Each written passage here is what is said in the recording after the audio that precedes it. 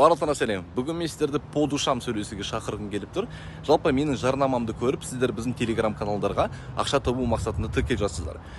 Осы уақытқа дейін біз сіздерге көптеген пайдалы ақпараттар беріп келе жатырмыз. Бізде лайв торговля болды, сигналдар болды.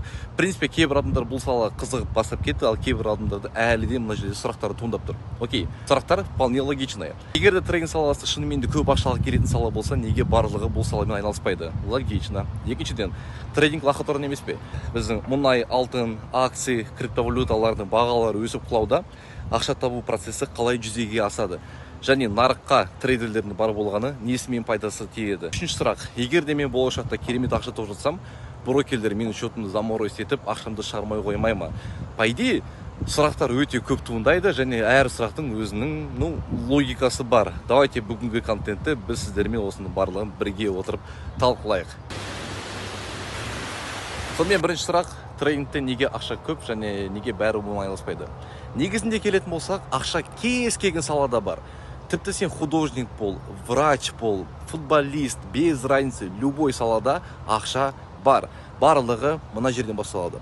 Шын мәнінде келетін болсақ, көптеген адамдар внутренне, то есть это неосознанно, көп ақша табуға мен недостоин деймін ойлайды. То есть лайықты емеспін деп. Жоқ, достар, сендер лайықтысыңдар. Екіншіден, бала кезімізде тәрбие бар ғой бізде. Үйге кішкентай балалар келсе, оларға дәмді мороженое бересің, өзіңе жаман аласың.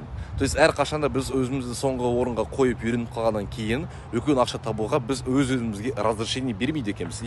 Шын мәнінде барлығы бұл жерден басталады. Сендер көрсеңдер ғой, мені мектеп кезінде қандай бала болғанымды. Мен 1-ші сыныптан бастап 8-ші сыныпқа дейін постоянно больницаға жатып қала беретінмін. То есть айына бір рет, бір аптаға кіріп тұрамын. Менде операциялары болды, құлағыма, мұрныма, гайморит, гнойный отит, тағы да басқа, в общем, жестко көріп тастаған мен бала кезімде больницаның темасын.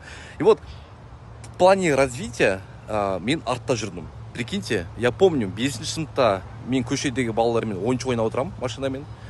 Больницаға кірем, 2 ай жатам, 2 айдан шықсам, жаңағы балалардың уже жаргондар пайда болды. Оларда джинсы, на жерінде цепочка, қыздармен танысады екен, кешке көшеге шығады екен. Ал мен болсам әлі ойыншық ойнаумен жүрмін ғой миымда. Для меня это был шок. То есть постоянно не только мектеп бағдарламасы бойынша мен артта қала отырдым. Мен еще жаңағы социальный развитияда артта жүрдім. Соның барлығы маған үлкен установкалар миыма создавать етті. 10-ші сыныпқа келген кезде бірақ наконец-то мен бүкіл установкаларым жұмыс жасап, өз-өзімді кешіріп, уже күшті әрекеттер жасай бастадым. Олардың бірі, мен мысалы үшін класста староста болдым, және мектептің президенті болдым. То есть сондай әртүрлі движенияларға қатысып отырып, активист болып кеттім. Оның барлығы просто мидағы установкаларды алып тастағаннан кейін пайда болды. Университет кезінде өкінішке орай 2-ші сыныптан бастап, 2-ші курстан бастап мен дұрыс сабақ оқи алмадым. Мен активист бола алмадым. Неге? Потому что маған жұмыс жасап өзімді асырау керек болды, және ата-анама көмектесіп отыру керек болды параллельно. Үлкен жауапкершілікті үйдің үлкені болған соң алып алдым, и так получилось. Кішігірім өкінішім бар, себебі мен студенттік өмірді көрген жоқпын. И соның кесірінен тоже определенный установкалар пайда бола бастады. Менде қалай ойладым? Бай болу үшін сен міндетті түрде оған достойный болу керексің, сенің таныстарың болу, сен сөйтіп туылу керексің, в общем. И поэтому не разрешал себе зарабатывать хорошие деньги. А потом, как разрешил, болды. Мен қай салаға кірмеймін, міндетті түрде сол саладан өте көп ақша тауып шығамын. Солай. Сол достар, жалпы лохотрон, сомненияны кез келген салада ұстай беруге болады. Любой жерде сен сомнение ұстап, сенбей кетіп қаласың. Кім сенеді, что онлайнда ақша көп, что онлайн саласында ақша тауға болады, сол адамдар ақша табады. Кім сенбейді, олар таппайды. То же самое можно говорить про стратегии в трейдинге. Егер де сен белгілі бір стратегияға сенетін болсаң, ол жұмыс жасайды. Сен оған сенбесең, ол жұмыс жасамайды. Представляете? Психология барлығы мына жерден басталады. Это первый этап. Жарайды, енді елестет, сен өзіңе үлкен ақша табуға разрешение бердің.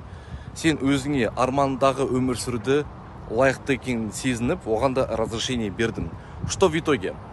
Бүгін понедельник, сағат түскі 2 мен жүрмін Қазмұнайгаздың маңайында, қазір ресторанға кірем, тамақ ішем. Мен үйдің тамағын сағынатын себебім, потому что мен үйде мүлде тамақ ішпеймін. Завтрак ресторанда, обед ресторанда, ужин ресторан. Жоқ, мақтанғаным емес. Бұл просто өзіме разрешение бергеннен кейін менде осындай өмір, образ жизни пайда болды. Шет елге жылына 5-6 рет шығып келем. Қазір барамда ноутбукты ашам, анализ жасайым, сауда жасаймын, 20-30 мың теңге хотя бы там 2-3 сағаттың ішінде жасаймын. Болды, в принципе, нормально. Ал долгосрочный цельдар аптасына жаңағы $3,000, $4,000, ол уже другой вид торговли. То есть day трейдинг бар, бір күннің ішінде жасайтын ақша. Және swing трейдинг бар, ұзақ мерзімді сауда жасайтын ақша. То есть ол жақта менде көбірек депозит, ал мына жақта менде кішірек депозит.